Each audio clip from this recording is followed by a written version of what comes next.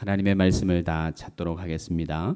마태복음 5장 1절로 12절에 있는 말씀입니다. 제가 봉독해 드리겠습니다.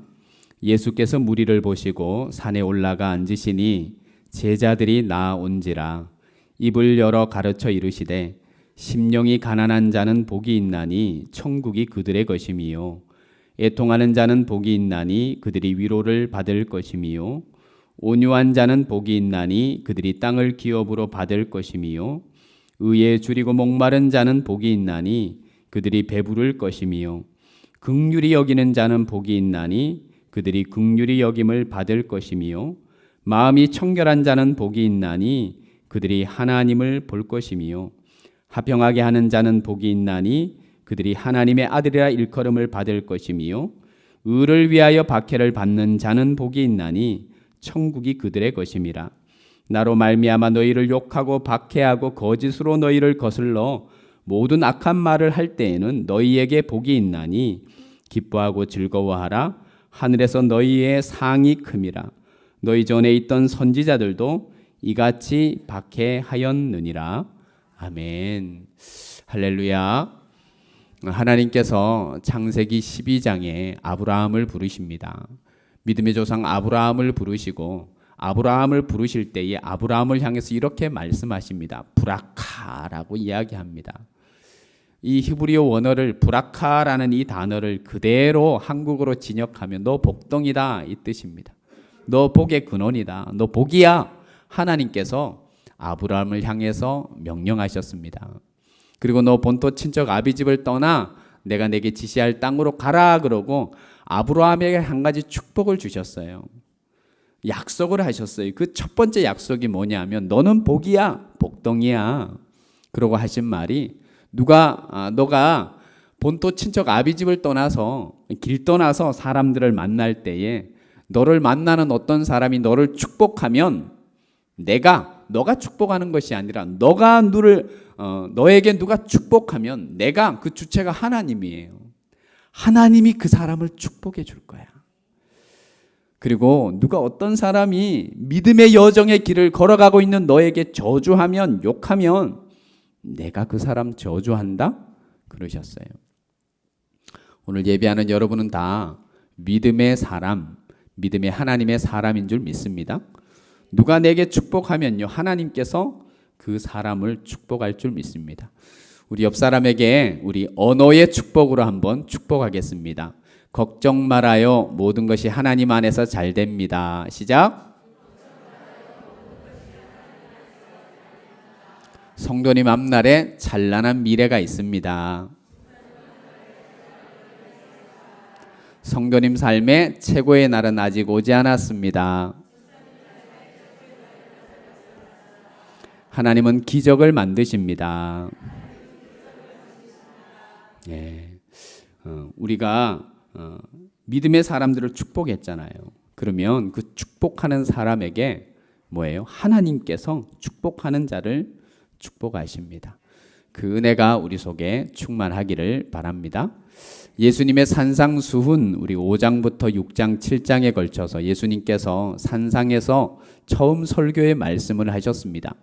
그리고 그 산상술건의 처음을 팔복으로 시작하셨는데 우리가 7번째 그 복에 관해서 묵상해 보고 오늘은 이제 마지막 8번째 팔복의 마지막 이 팔복의 클라이막스라고 할 수 있죠. 8번째 복을 우리가 강론하고 하나님 앞에서 묵상해 보겠습니다. 본문 10절을 한번 다시 한번 읽어보겠습니다. 5장 10절입니다. 같이 읽겠습니다. 시작. 의를 위하여 박해를 받는 자는 복이 있나니 천국이 그들의 것임이라. 이 박해라는 말이 헬라어로 디오코라는 말이에요. 우리 한국말 저하고 똑같죠. 디오코라는 말이에요. 이 디오코라는 말은요. 디어라는 이 말이 따라다닌다는 말이에요. 그러니까 한두 번 박해한 것이 아니라 한두 번 괴롭히는 것이 아니라 아주 계획적으로 악의를 가지고 따라다니면서 계속 따라다니면서 못 살게 구는 것이 박해예요. 한 번 딱 박해하고 그치는 것이 아니라 이 디오코라는 헬라어 단어는요. 디어라는 따라다닌다, 밝혀낸다, 집착한다 이런 말이거든요. 계속해서 따라다니면서 한두 번이 아니라 계속해서 악의를 가지고 아주 못되게 구는 것, 어렵게 하는 것, 힘들게 하는 것, 그것이 디오코라는 이 박해라는 뜻입니다. 그런데 이 10절 이 팔복의 8번째 복음요, 이 복을 잘못 인용하는 분들이 있습니다. 제가 부교육자 시절에 기독교 교육재단에서 행정 전체를 이렇게 통갈하던 장로님이 계셨어요. 그런데 행정 업무를 보면서 어떤 재정적인 것을 이렇게 보면서 잘못을 했어요. 그래서 실형을 선고받은 장로님, 그래서 신방 면회를 교도소로 갔습니다. 그래서 뭐라고 내가 위로를 해주지, 어떻게 해야 되나. 실형을 선고받았어요. 이게 행정적인, 그러니까 공금 횡령 뭐 그런 배임 이런 죄로 실형을 선고받고 교도소에 있는 장로님을, 같은 장로님 두 분하고 제가 이제 신방 면회를 교도소를 처음 가봤어요. 그때 아주 저는 그때 젊었기 때문에 아주 두려웠거든요. 무슨 이야기를 하나 그러고 이 면회를 했습니다. 장로님이 그렇게 떡 말하는 거예요. 목사님, 그 같이 두 분이 동행한 장로님에게도 아마 그런 이야기를 하셨대요. 같이 보지를 못하거든요. 순서대로 이렇게 보는데 나중에 물으니까, 내가 묻기도 전에 그 장로님들이 그러더라고요. 그런 이야기를 하셨대요. 내가 하나님의 학교를 섬기다가 지금 고난을 받고 있는데 그 하나님의 고난이 생각이 난다고 이렇게 이야기를 하더래요. 저에게도 그랬거든요. 내가 하나님의 학교를 열심히 섬기다가 내가 핍박을 받고 있다고. 그래서 이 감옥소에서 핍박을 받고 있으니까 하나님의 고난이 생각이 난다고.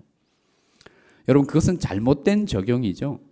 자기의 잘못된 생각, 잘못된 어떤 불법, 잘못된 어떤 결정, 잘못된 그런 일들 때문에 그것은 의를 위해서, 오늘 10절 말씀이 이야기하는 의를 위해서 핍박을 받는 것이 아니라, 의를 위해서 어려움을 당하는 것이 아니라 그 사람이 잘못했기 때문에, 불법을 행했기 때문에, 경솔한 행동 때문에, 절제 없는 이슬의 말 때문에, 자기 부족의 소치 때문에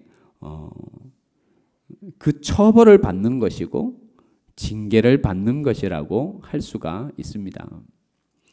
몇 달 전인가요? 언론에 아주 이슈가 된 이야기가 있습니다. 저 인천에 전통 개신교 출신의 목사님은 아닌 것 같아요. 이 목사님이 아주 오래전에 17년 전에 여천녀 한 명과 남자 청년 한 명을 중매를 했습니다. 그리고 주례까지 했죠. 그리고 이 자매하고 자매에게 아버지처럼, 친정 아버지처럼 가까웠기 때문에 자주 그 청년의 집에 이렇게 왕래를 하고 신방을 하고 했습니다. 아들을 한 명 출산을 했어요. 시간이 흐르면 이 참 설교 시간에 민망한 이야기인데, 그 아들이 태어나고 점점 자라는 거예요. 17살이 되었어요. 근데 목사님의 행동이 조금, 이 아빠가 보기에 목사님의 행동이 조금 이상한 거예요. 그 언론에 아주 저명 있는 시사 프로그램에 이게 그 아주 주제가 되어서 나왔습니다. 아들이 조금 이상하고 목사님도 좀 행동이 이상한 거예요. 점점 아빠를 닮아야 되는데, 민망한 이야기입니다. 이 아들이 목사님을 닮아가는 거예요. 그리고 아내하고 이렇게 문자를 하고 이렇게 보니까 조금 의심이 되는 것이 있는 거예요. 법원에다가 정식으로 이 남편 되는 분이 친자 그 DNA 친자 확인 소송을 걸었습니다. 법원에서 그 결과를 딱 가지고 왔어요. 99.9% 목사님의 친자식이라는 거예요. 여러분, 별로 놀라지 않으시네요. 아무도 놀라지를 않으시네요. 언론에서 인터뷰를, 이 목사님에게 인터뷰를 이래저래 요청을 해서 목사님을 찾았습니다. 목사님 첫 마디가 이겁니다. 성령께서 초자연적인 역사를 펼치셔서 나를 이렇게 난감하게 한다고. 그것이 공영방송에 그대로 그냥 그 인터뷰 내용이 그대로 나왔습니다. 나는 아무것도 모르는 사실인데 성령께서 초자연적인 역사를 일으켜서, 기적을 일으켜서 내가 이렇게 곤란을 당한다고, 핍박을 당한다고, 어려움을 당한다고 이야기를 합니다. 그것은 어려움이 아니죠. 그것은 잘못이죠. 저는 오늘 설교를 하면서 이 민망한 이야기를 하면서 더 놀라운 것은 여러분들이 전혀 놀라지를 않습니다. 그냥 생활 속에 일어나는 일들로 여러분이 생각을 합니다. 또 하나 이 10절 본문 말씀을요, 또 한번 적용해 볼 수가 있습니다. 우리가 신앙의 여정 가운데 거합니다. 사회생활을 합니다. 직장생활을 합니다. 가정생활을 합니다. 또 여러 친구들을 만나고 여러 관계 속에, 사회성 속에 우리는 거합니다. 근데 신앙의 여정을 걸어가고 있는데 아무런 어려움이 없습니다. 아무런 핍박이 없어요. 그것도 우리가 우리의 신앙을 돌이켜 봐야 합니다. 디모데후서 3장 12절 말씀 우리 방송실 한번 띄워주시고 한번 찾아보겠습니다. 디모데후서 3장 12절 말씀, 그리스도 예수를 정말 깊이 있는 신앙, 성숙한 신앙인으로 이 땅을 살아가면 우리에게 어떠한 일이 일어나는지 한번 보겠습니다. 디모데후서 3장 12절 말씀입니다.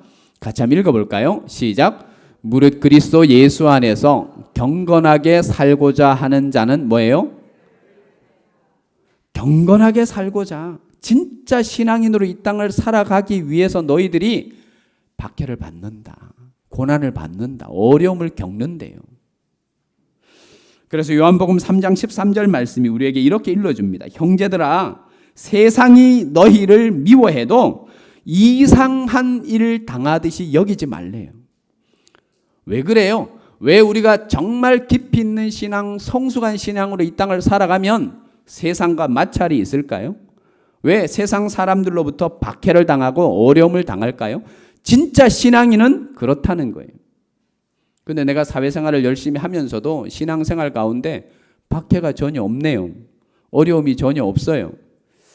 그것은 이렇게 한번 생각해보고 적용해 봐야 돼요. 적당히 타협하고 있지는 않는지. 여러분, 성경은 세상과 우리를 뭐라고 이야기하냐면 우리는 영에 속한 사람이에요. 오늘 예배드리는 여러분은 성령에 속한 사람인 줄 믿습니다. 세상은 육에 속한 사람이에요. 우리는 빛의 자녀예요. 하나님의 자녀란 말이에요. 세상은 어둠에 속했어요.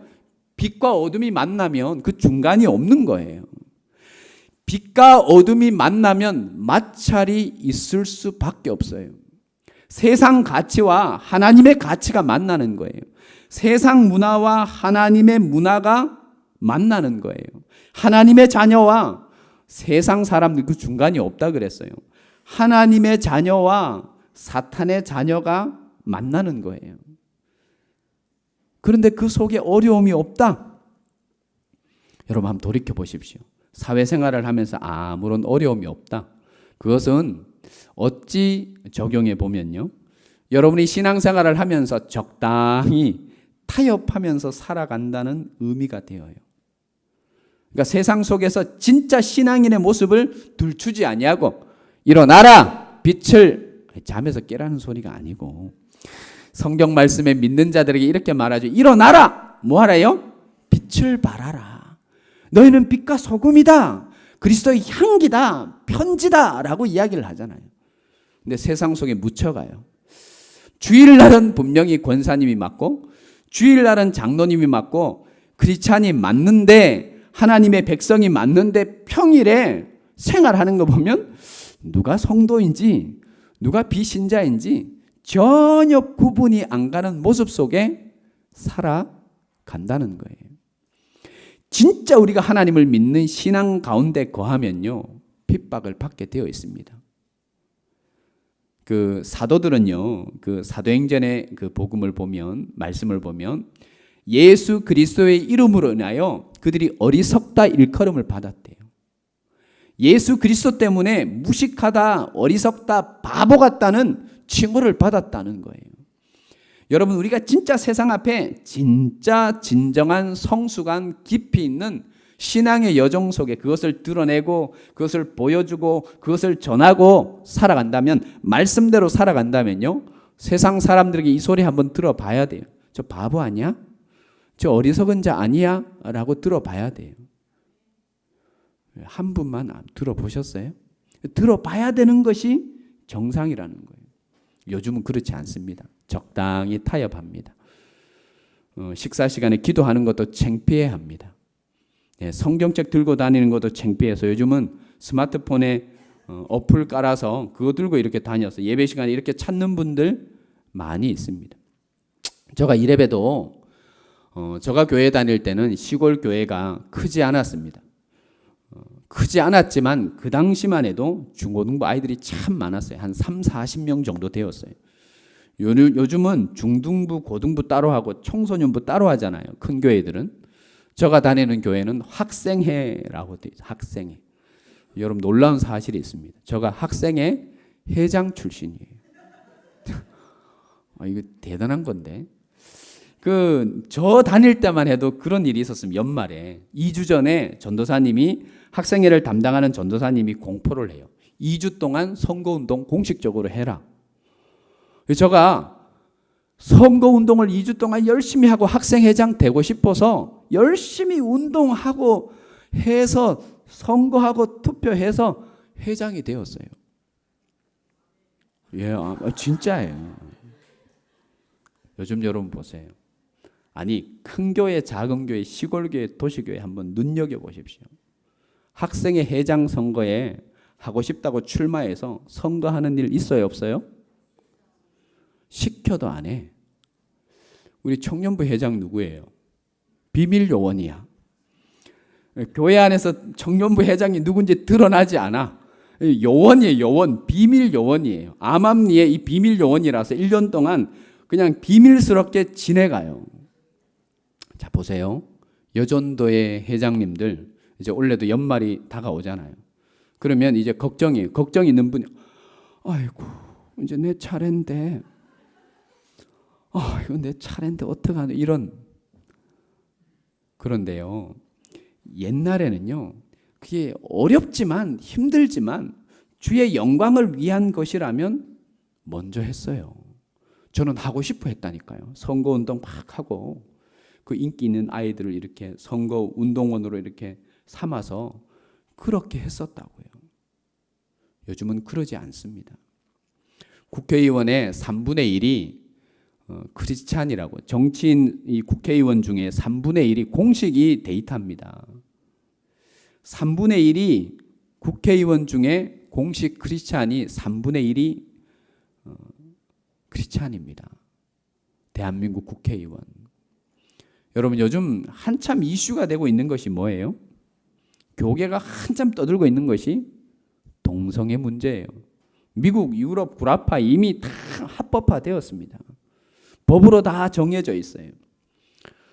한 3주 전에요, 이런 일이 있습니다. 그 동성애가 어떤 거예요? 소수 성애자의 성적인 욕망에 그 자유함을 주자, 법적으로 보장해 주자, 소수 성애자에 대한 그 성적인 취향을 자유하게 보장해 주자, 법으로 보호해 주자라는 것이 취지예요. 얼마나 좋은 말이에요. 미국은 웬만한 주에서는 다 합법이에요.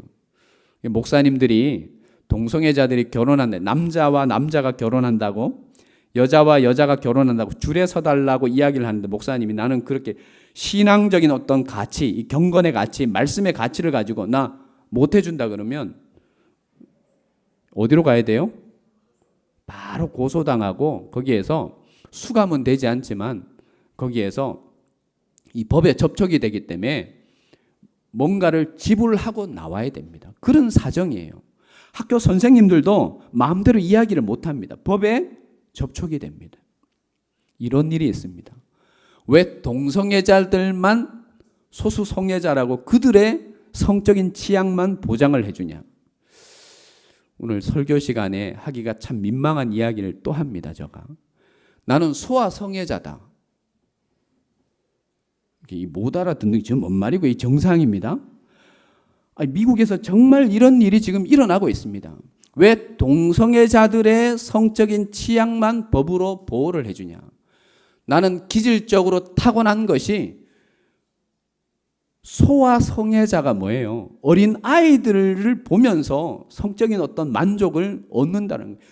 그들만 취해주지 말고 우리도 자유를 달라, 법적으로 보장을 해달라고 이야기를 합니다.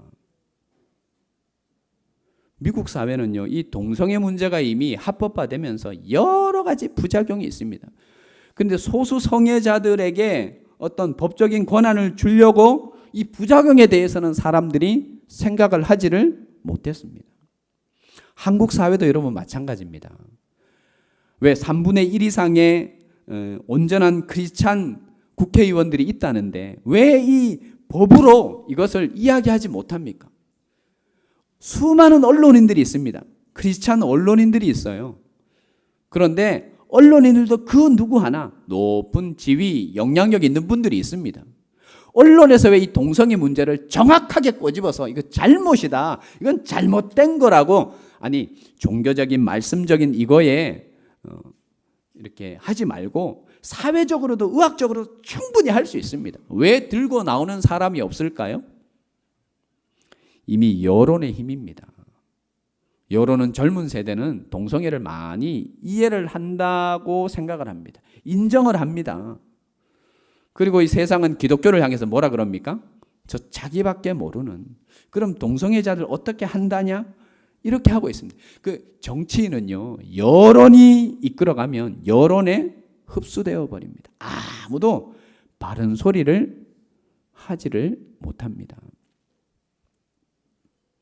빌리그레함 목사님이 이 성도들, 이 땅을 살아가는 하나님의 자녀들, 크리스찬들이 열정이 부족하다, 너희가 공산주의자들의 열정보다도 더 못하다는 이야기를 하면서 한 청년이 이때 이 편지가 쓰여진 때가 언제냐 하면 전 세계에 공산주의가 절반 이상을 넘었을, 공산주의 사상이 절반 이상을 넘었을 당시에 한 청년이 자기 여자친구, 오래 사귀던 여자친구와 헤어지기 위해서 편지를 쓴 것을 이 빌리그레함 목사님이 설교 시간에 인용을 한 적이 있습니다.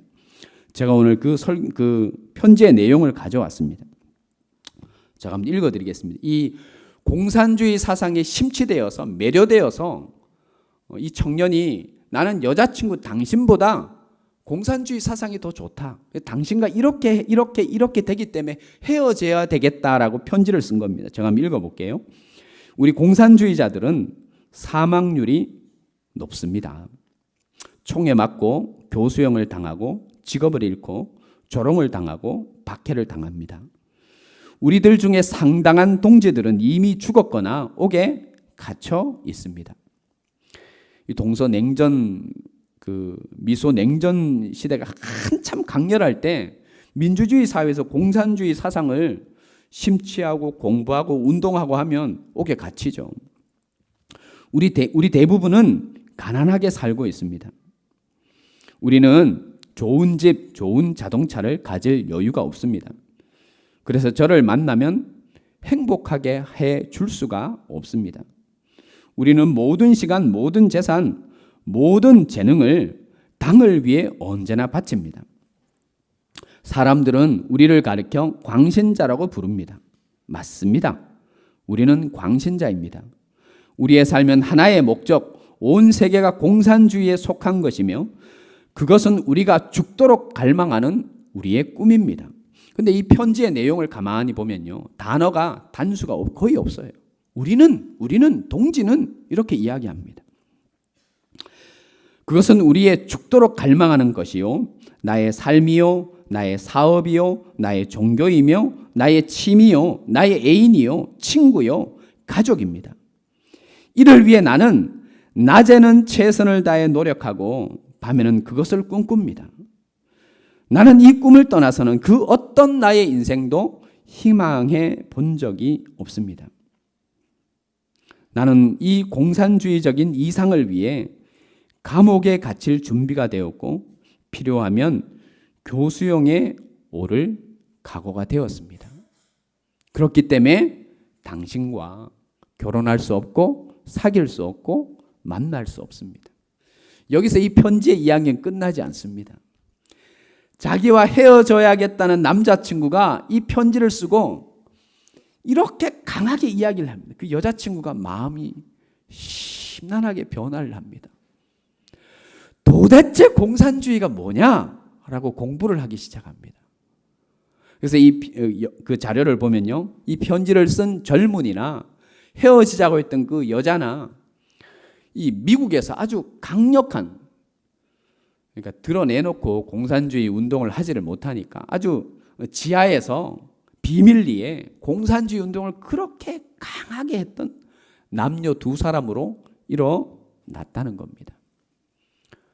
여러분, 이 공산주의에 심취되어 있는 이 청년은요, 비진리 가운데 빠져 있습니다.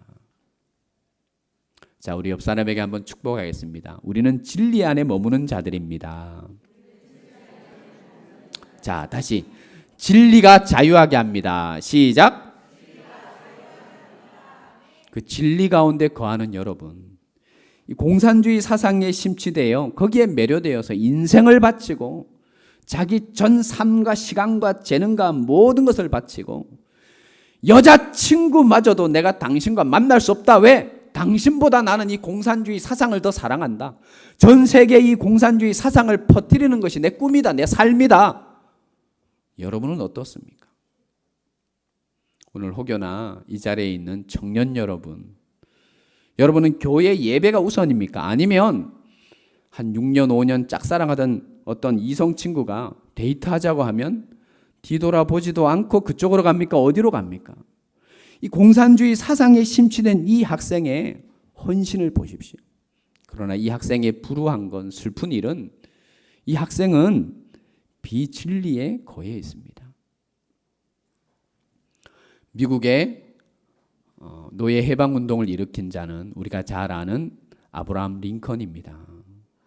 영국의 노예 해방을 일으킨 사람이 있습니다. 윌리엄 윌버포스라는 아주 젊은 정치가입니다. 그가 21세에 하원 의원이 되었습니다. 선거에 출마를 해서 그가 선출이 됩니다. 그리고 윌리엄 윌버포스가 25세에 예수 그리스도를 만나요. 진정으로 만나요. 그리고 그는 예수 그리스도의 복음, 이것이 너무 좋아서 수도원으로 가려고 했습니다. 신학교로 가려고 했어요. 근데 여러분, 노예 무역선에 그 노예들을 이렇게 잡아서 서방에 이렇게 팔았던 그 무역선의 선장 출신 뉴턴 목사님, 여러분 아시죠? 영화로도 나왔죠? 그 뉴턴 목사님이 이 윌리엄 윌버포스를 상담합니다. 그리고 이 뉴턴 목사님이 이 젊은 청년 정치가에게 이렇게 이야기해요. 당신이 갈 곳은 수도원이 아니다. 신학교가 아니다. 하나님이 당신을 부르신 것은 이 타락한 영국의 정치의 현장이다. 그 당시에 영국 경제는요, 노예가 해방되고 노예 무역이 없어지면 그 영국 경제의 2분의 1, 더 크게 3분의 2 정도가 치명타를 얻습니다. 여러분, 경제, 물질에 국한해서 그 어려움을 당하면 사람들이 참지를 못합니다. 윌리엄 윌버포스가 정치인으로, 크리스찬 정치인으로 끊임없이 외칩니다. 위협을 당합니다. 목숨의 위협을 당하고 테러를 당하기까지 합니다. 수많은 곳에서 손가락질합니다. 모욕을 당합니다. 우리 본문 11절을 한번 같이 읽어보겠습니다. 11절입니다. 시작. 나로 말미암아 너희를 욕하고 박해하고 거짓으로 너희를 거슬러 모든 악한 말을 할 때에는 너희에게 복이 있다. 근데 11절의 시작이 이렇게 시작됩니다. 누구로 말미암아? 나로 말미암아. 이 나가 누구예요? 예수 그리스도로 말미암아, 하나님으로 말미암아 뭘 당한대요? 욕하고 박해하고. 여러분, 이 말이 뭐예요? 이 문장 자세히 보세요. 거짓으로 너희를 거슬러 모든 악한 말을 한다. 이 말이 무슨 말이에요? 우리가 세상 앞에 진리를 이야기해요. 주일 찬양 예배 시간에 우리는 창조 과학에 대해서 전사님을 통해서 배우잖아요. 그것을 배워요. 우리 학생들이 들어요. 그리고 세상에 나가서 그걸 증거해요. 그러면 이 말이 적용이 되는 거예요. 거짓으로 너희를 거슬러 모든 악한 말을 들어요, 안 들어요? 비과학적이라고 엄청난 이야기를 들어요. 누가 비과학적인지 모르는데 과학이 발전하면 발전할수록 하나님의 창조의 세계는 드러날 거예요. 수백 년, 수천 년 지나가서 과학이 발전하면 발전할수록 이 과학이 발전하면 하나님의 창조의 세계가 그 진리가 드러날 거예요. 왜 지금은 과학적이라고 이야기하면서 창조를 무시하느냐? 과학이 미천해서 그래요. 아직 발전하지 못해서 그래요. 밝혀지를 못해서 그래요. 이 말이 적용이 되는 거예요. 나로 말미암아 예수 그리스도로 말미암아 너희를 욕하고 박해하고 거짓으로 너희를 거슬러 모든 악한 말을 할 때에는 너희에게 뭐가 있다고요? 복이 있다고요. 할렐루야. 그리고 12절이 이렇게 이야기합니다. 자, 본문 12절은 우리 다 같이 한번 읽겠습니다. 다 찾겠습니다. 다시. 자, 12절을 읽겠습니다. 시작. 기뻐하고 즐거워하라. 다시. 자, 우리 초반절 다시 읽겠습니다. 시작. 기뻐하고. 자, 우리 옆 사람에게 한번 인사하겠습니다. 기뻐하고 즐거워하십시오. 오늘 말씀의 요점이 무엇입니까?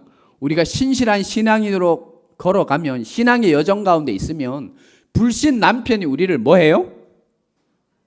뭐 한다고요? 핍박 정도가 아니죠. 욕하고 해요. 우리가 신실하게 걸어가면, 적당히 타협하고 걸어가면 이런 욕을 안 듣는데, 신실한 신앙의 여정을 걸어가면 누가요? 불신 남편이, 불신 친구가, 불신 이웃이, 불신 주변의 친척이, 부모가 우리를 핍박하고 박해해요. 그때 성질 나서 에이씨 못해 먹겠다 아니라, 그때 우리는 뭐 해야 된다고? 따라합시다. 기뻐하고 즐거워하라. 여러분, 세례 요한은요, 그는 요즘 아이들이 말하는 금수저 집안에 태어났어요. 장래가 완전히 보장되었어요. 먹고사가 이미 다 태어날 때부터 다 이미 해결되었습니다. 부잣집에 태어났어요. 대제사장의 아들로 태어났는데요. 그런데 이 세례 요한은 그 장래가 보장된 세상 부귀영화, 힘과 명예와 모든 것을 다 쟁취할 수 있는 그 자리를 다 포기하고 광야로 나갔어요. 약대 털옷을 입었어요. 메뚜기와 석청을 먹었어요.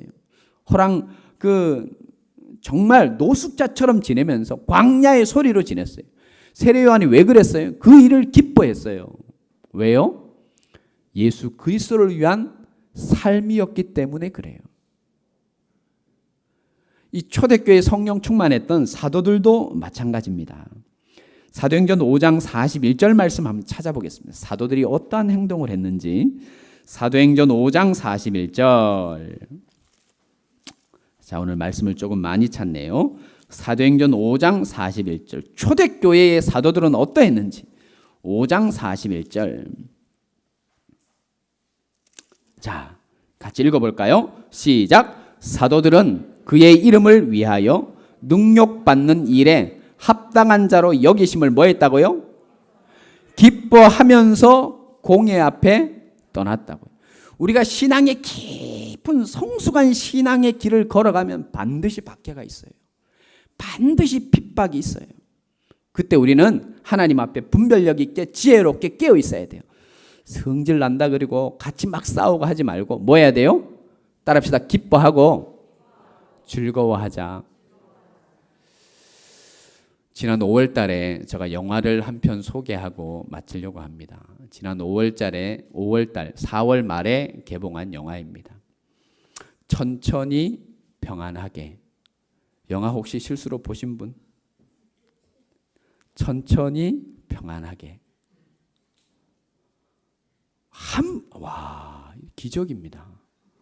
그러면 이거 개봉한 영화 맞습니다. 천천히 평안하게. 이 영화 제목을 들어보신 분? 이게 기적이라. 이 천천히 평안하게라는 이 영화는요, 서서평 선교사님의 일대기를 다룬 영화입니다. 이름이 서서평, 한국 사람 같죠? 이분은 독일계 미국인입니다. 독일에서 태어나서 미국으로 건너가서 간호대학에 들어가서 간호사 공부를 하고 의사가 되려고 그는 열심히 공부하던 중에 미국 북장로교회가 조선에 여성 의료 선교사가 필요하다는 이야기를 듣습니다. 이 서서평 선교사의 원래 이름은 엘리자베스 요안나 쇠핀입니다. 쇠핀. 저는요, 영달, 이 퀄리티 없는 이 이름을 기회만 있으면 어떻게 바꿔보려고 지금도 기회를 보고 있습니다. 근데 이 서서평 선교사님 이름은 이렇게 이뻐요. 엘리자베스 이것만 해도 이쁜데 요한나, 그 다음에 쉐핀. 근데 이 엘리자베스 요한나라는 이름은 다 빼고 쉐핀이라는 이 이름을요, 한국 발음 그대로 서평이라고 쳤어요. 서평. 서자는 자기가 이 대한민국의 여성 선교사, 의료 선교사를 이 땅에 와서, 그럼 여성이면 어디 있어야 돼요? 그나마 그래도 발전된 어디? 그렇죠. 그나마 발전된 서울에 있어야지. 아니면 평양에 가야지. 그 당시에 그 기독교 문화가 막 휩쓸고 있는 부흥하는 평양에 가서 사역해야죠. 이 여성은요, 평생 결혼하지 아니하고 홀로 32세의 나이로 한국에 들어옵니다. 그리고 이 여성이 간 곳이 어디냐면 나주, 광주, 목포, 전주 지역을 가서 그 지역에 가장 많은 환자가 어떤 환자인지 압니까? 나병, 한센병 환자가 거기 그렇게 많았습니다. 한국에 와서 홀로 처녀의 몸으로 의료 선교 사역을 시작합니다. 북장로교회에서 여성 의료 선교사를 모집한 것은 유교 문화가 아주 특출한 것이 조선이었잖아요. 그래서 남자 의료 선교사님들이 여성을 이렇게 치료하지를 못하는 거예요. 이게 마음 놓고 자유롭게 의술을 펼칠 수가 없는 거예요. 그래서 여성 의료 선교사를 초청했는데 이 서서평 선교사님이 자기가 자원해서 조선이라는 땅이 어딘지도 모르는 곳에 홀몸으로 왔습니다. 그리고 14명의 자녀를 양자로 드립니다. 아들 1명, 여자 딸 13명. 14명 자녀 모두가 한센병 환자입니다. 그리고 그 당시에 집신 문화가 아니고 고무신 문화가 이렇게 조금씩 등장할 때 서서평 선교사님은 그 미국에서 보내준 좋은 신발을 다 환자분들 줘버리고 그 당시에 남자분들만 신었다는 검정 고무신을 신고 다녔대요. 그리고 옷 한 벌, 2벌도 아니고 옷 한 벌. 미국에서 그 선교 후원금이 옵니다. 자기를 위해 쓰지를 않았어요. 14명의 양자가 있어요. 그 애들을 먹이고 입혀야 돼요. 어려운 사람들 그 환자들을 보면 입히고 먹이고 써야 돼요. 다른 수많은 선교사님들 서울에 가요, 평양에 가요. 근데 여자 단신의 몸으로 나주에 가요, 전주에 가요. 그 당시에 나주와 전주는요, 아주 못 사는 저 지방이었어요. 이분이 이 서서평 선교사님이 1943년 34년 54세의 나이로 하나님의 부름을 받아요. 그런데 이 서서평 선교사님이 죽은 이후에 그 유품을 이렇게 조사를 해보니까요, 고무신 한 짝이라고 만들고 고무신 한 켤레, 한 켤레, 외투 한 벌, 그리고 이 담요, 누더기가 된 담요 하나. 참 슬프게 한 것은요, 1원짜리 동전 7개가 전 재산이었대요. 그때 이미 이 기증문화 이것이 발전해서 이 서서평 선교사님이 다 여성의 몸으로 54세의 나이에 다 기증을 합니다. 그리고 자기 시신까지 의료 선교에 의료진에게 부검해 보라고 공부하라고 다 그냥 자기 그 시신까지 다 기증을 합니다. 나중에 의사 선생님들이 서서평 선교사님의 그 시신을 부검하죠. 공부를 하면서 부검을 하는데 사망 원인이 영양실조였습니다. 여러분, 대한민국에 있을 수 없는 일이 일어났습니다. 강주 시민장으로 그 당시에 이미 서서평 선교사님의 장례를 강주 시민장으로 지내는데 그 당시에 조문객이요 1000여 명이 넘는 한센병 환자들이 몰려왔습니다. 그 장례식 당일에 강주 시민들 10,000명 이상이 모여서 그 장례식에 참석을 했습니다. 이 서서평 선교사님이 간호사 공부를 하면서 의사가 되기 위해서 수고하고 노력하고 열심히 하는데 예배 중에 이 서서평 선교사님에게 하나님께서 강하게 주신 약속의 말씀이 있었어요. 그럼 찾아볼까요? 마태복음 10장 8절.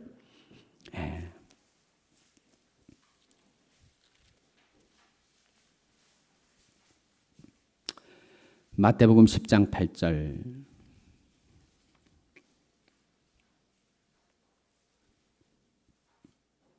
자, 7절부터 8절, 9절, 10절을 읽겠습니다. 11절까지 읽겠습니다. 12절까지 죄송합니다. 7절부터 12절까지 읽겠습니다. 시작.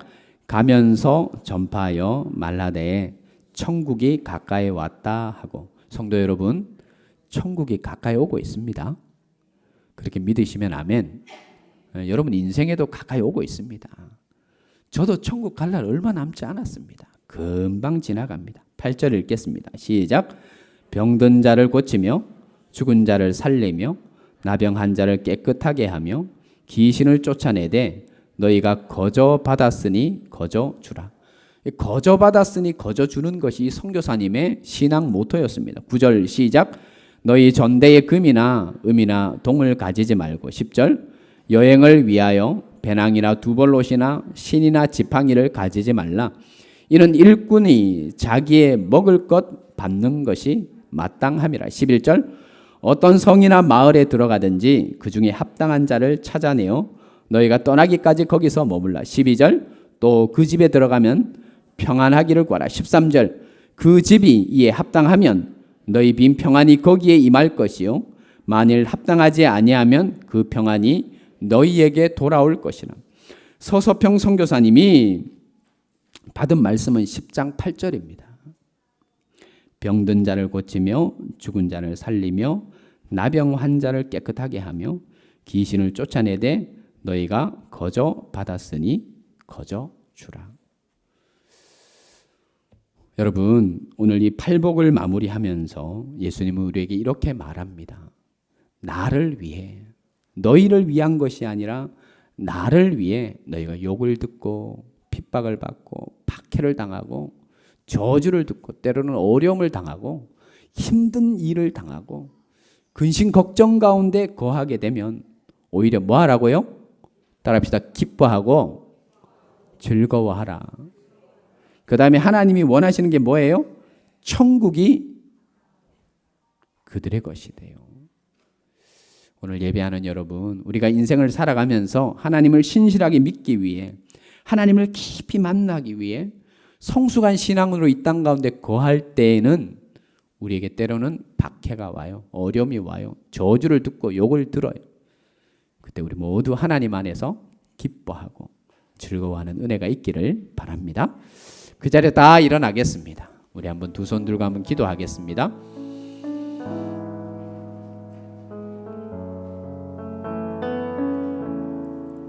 오늘 주신 말씀 생각하면서 함께 기도하기를 원합니다.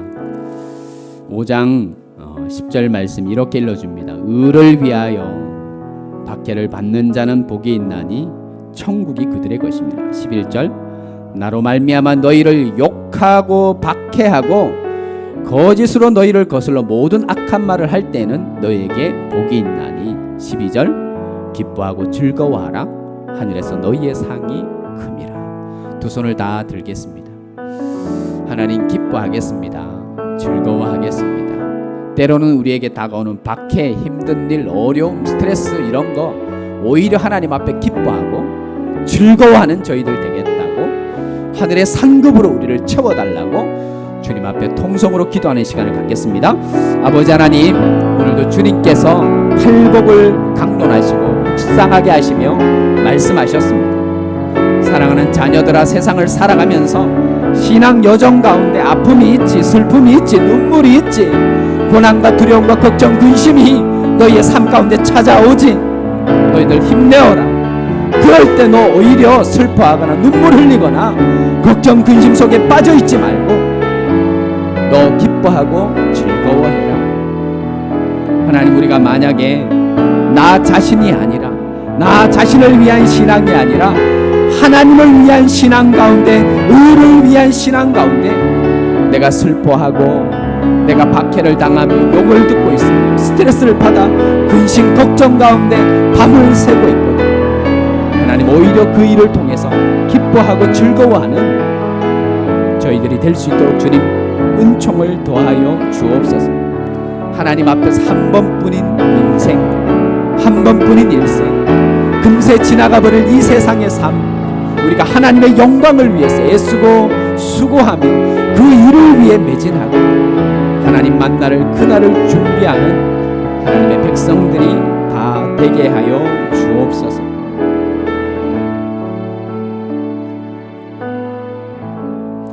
주 예수 그리스도의 은혜와 아버지 하나님의 크신 사랑과 성령의 교통교제, 그 임재함의 역사가 주 예수를 위해서 박해를 때로는 받고 욕을 듣고 거짓된 악한 말을 듣고 욕된 말을 듣는다 할지라도 오히려 이제는 그 모든 것을 떨쳐버리고 때로는 찾아오는 근심 걱정 염려의 그 모든 것이 하나님을 위한 의에서 비롯된 것, 그 속에 살아가 슬픔 속에 있다 할지라도 이제는 기뻐하며 즐거워하기 원하는, 하늘의 상급을 기대하기 원하는, 그 말씀의 주인공이 되기 원하는 머릿속에 기도하는 모든 하나님의 사람들에게 이들의 자녀와 가정과 나라와 민족과 흥의 교회와 이 땅의 교회 가운데 지금부터 영원토록 함께하기를 축원하옵나이다.